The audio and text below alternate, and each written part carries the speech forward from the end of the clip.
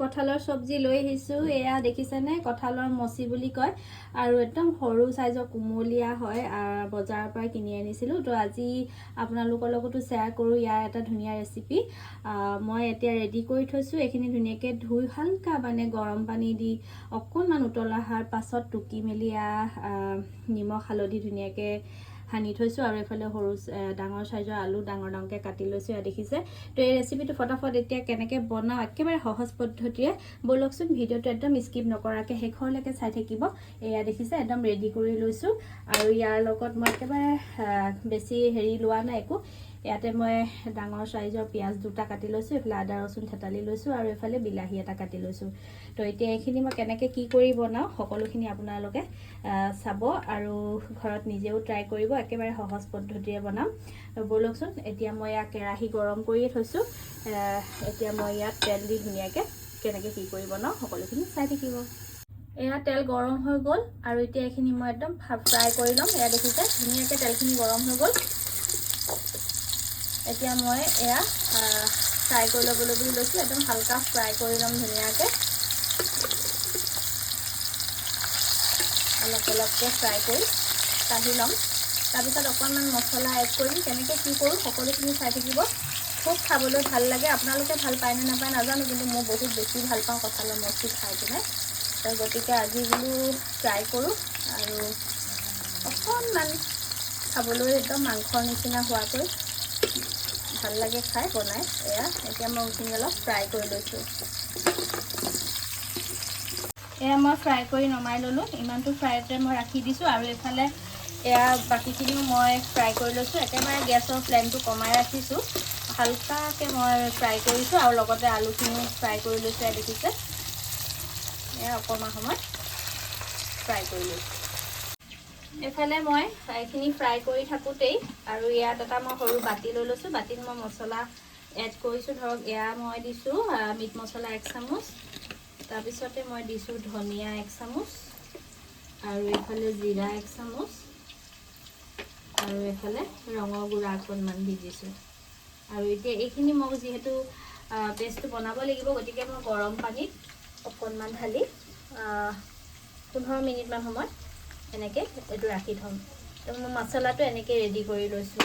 এয়া দেখিছে ধুনীয়াকৈ মছলাখিনি গৰম পানীত তিয়াই লৈছোঁ। এয়া আৰু এতিয়া মই বাকীখিনি কেনেকৈ কি কৰি দেখাওঁ সকলোখিনি চাই থাকিব। ফ্ৰাই কৰি পিনে মই নমালোঁ আৰু এই একেখিনি তেলতে মই ইয়াত এখন তেজপাত দিছোঁ এখিলা আৰু এইফালে মছলা গোটা মই এনেকৈ দি দিছোঁ, লং ইলাচি ডালচেনি আৰু অকণমান ফ্লেমটো বঢ়াই দিছোঁ গেছৰ। আৰু জলকীয়া মই বেছি দিয়া নাই, যিহেতু জ্বলাটো অকণমান কমেই খাওঁ, সেইকাৰণে 3টাই দি দিছোঁ সৰু সৰুকৈ আপোনালোকে ইচ্ছা কৰিলে জলকীয়া সৰহকৈ দি ল'ব পাৰিব। আৰু এতিয়া মই এই কাটি থোৱা পিঁয়াজখিনি দি দিম। অকণমান সৰহকৈ পিঁয়াজ দিলে ভাল হয় টেষ্ট হয় খাবৰ কাৰণে, গতিকে মই সৰহকৈ অকণমান পিঁয়াজ দি দিছোঁ। পিঁয়াজখিনি অকণমান ৰঙচুৱা হওঁতে মই এয়া আদা ৰচুনৰ থেতালি থৈছিলোঁ, আদা ৰচুন একেলগে দি দিছোঁ আৰু এইখিনি অকণমান সময় ধুনীয়াকৈ ভাজি ল'ম। এইখিনি ধুনীয়াকৈ অকণমান ৰঙচুৱা হওঁতে মই এই বিলাহী দি দিছোঁ। বিলাহী দি পিনে অকণমান সময় ভালকৈ ভাজিম, কেঁচা বিলাহী গোন্ধটো যোৱালৈকে। এয়া দেখিছে অকণমান সময় গেছৰ ফ্লেমটো মই কমাই অকণমান সময় এনেকৈ ভাজিম। ধুনীয়াকৈ এইখিনি হৈ গৈছেগৈ, বিলাহীও গলি গ'ল আৰু এতিয়া মই এই ৰেডি কৰি থোৱা মছলা পেষ্টটো এড কৰি দিছোঁ আৰু এইখিনি অকণ ভালদৰে মছলাটো একেবাৰে গলি যোৱালৈকে অকণমান সময় ভাজি থাকিম। এয়া দেখিছে কালাৰটো খুব ধুনীয়া হৈছে, বৰ ধুনীয়া স্মেল আহিছে আৰু অকণমান সময় এনেকৈ ভাজি থাকিব লাগিব। এয়া দেখিছেনে খুব ধুনীয়া কালাৰ হৈছে। আৰু এতিয়া মই ফ্লেমটো একেবাৰে কমাই দিছোঁ, যিহেতু মছলাটো ভালকৈ সিজিবলৈ বুলি। আৰু এতিয়া মই অকণমান সময় এনেকৈ এৰি দিম। এয়া মই ঢাকন মাৰি থৈছিলোঁ। এয়া দেখিছে একদম ধুনীয়া হৈ আহিছে। এয়া কালাৰটো খুব ধুনীয়া হৈ আহিছে আৰু একদম ধুনীয়াকৈ মছলাখিনি গলি গ'ল আৰু মই ফ্লেমটো কমাই থৈছোঁ। আৰু এতিয়া এই ফ্ৰাই কৰি থোৱা এই গোটেইখিনি ইয়াত দি দিম। দেখিছে এয়া অকণমান সময় এনেকৈ লৰাই দিম।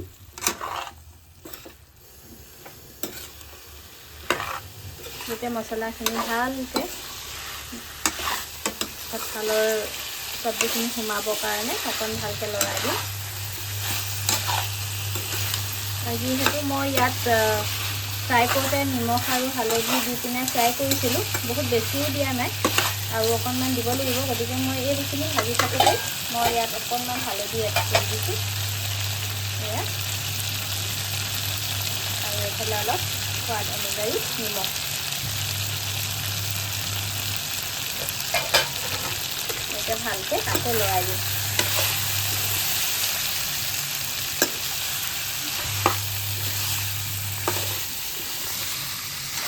এতিয়া একেবাৰে ফ্লেমটো কমাই আৰু এই ঢাকনখন লগাই অকণমান সময় এনেকৈ এৰি দিছোঁ।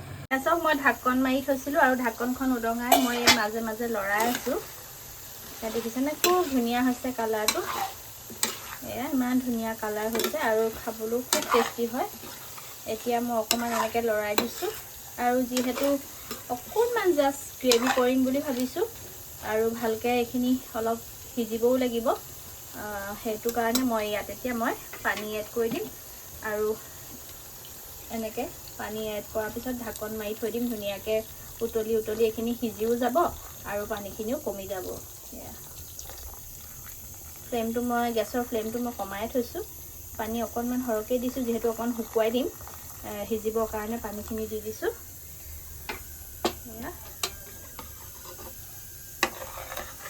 দেখিছে ধুনীয়া হৈ দিছে আৰু এতিয়া মই ঢাকনখন মাৰি ফ্লেমটো কমাই অলপ সময় এনেকৈ ৰাখি থৈ দিম।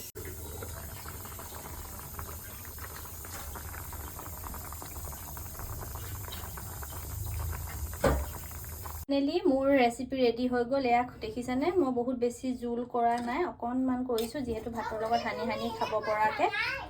এয়া দেখিছে একদম ধুনীয়াকৈ সিজিছে আৰু পানী দি পিনে উতলাই উতলাই মই ইমানটোতে ৰাখি দিলোঁ। আপোনালোকক দেখাইছিলোঁ কিমান দিছিলোঁ আৰু এতিয়া মই গ্ৰেভি এনেকৈ কৰি দিছোঁ। খুব ধুনীয়া হৈছে দেখিবলৈ আৰু খাবলৈও খুব টেষ্টি। তো আপোনালোকেও ট্ৰাই কৰিব এনেকৈ, একেবাৰে সহজ পদ্ধতিৰে। আৰু এতিয়া দেখিছেনে কালাৰো ধুনীয়া হৈছে। আৰু এতিয়া এফালে মই ইয়াৰ ওপৰত ধনিয়া দি কাটি থৈছিলোঁ পাত, ওপৰত মই এনেকৈ ধনিয়া পাত দি দিছোঁ আৰু এটা সৰু বাউলত মই এনেকৈ উলিয়াই ল'ম। এয়া দেখিছেনে খুব ধুনীয়া হৈছে। এয়া চাওক দেখিবলৈও খুব সুন্দৰ হৈছে দেখিছেনে। তো এয়া দেখি আৰু মই এতিয়া এই বাউলত এতিয়া মই জোখমতে উলিয়াই ল'ম। এয়া চাওক মই মোৰ বাউলত উলিয়াই লৈছোঁ। এয়া দেখিছে খুব ধুনীয়া আৰু একদম গোটা গোটাকৈ আছে, কোনো ধুনীয়াকৈ এইখিনি।